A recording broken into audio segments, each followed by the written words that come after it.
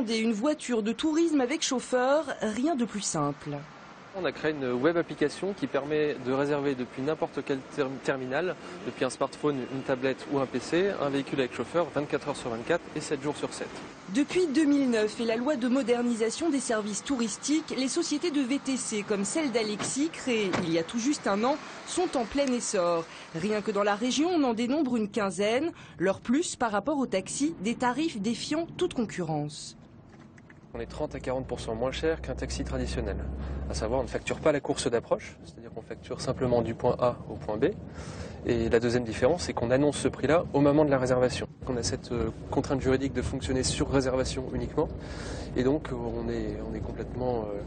on ne pratique pas la maraude, c'est clair et net. Avec ses 1500 utilisateurs, Alexis n'a pas le sentiment de faire de l'ombre au taxi. Hassan non plus. Cet ancien transporteur routier est l'un des 15 chauffeurs de l'entreprise. Je vois qu'on est complémentaires sur le terrain. Un matin à 8h30 à la gare Lille-Europe, il y a une file de 30 personnes.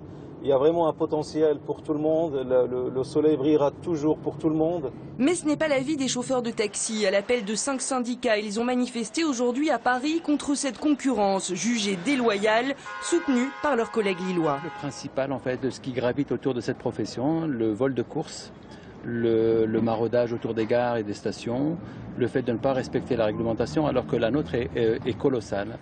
Depuis le 1er janvier, un décret impose aux sociétés de véhicules de tourisme avec chauffeur un délai de 15 minutes entre la réservation et la prise en charge, insuffisant pour les taxis qui exigent une réglementation plus stricte encore.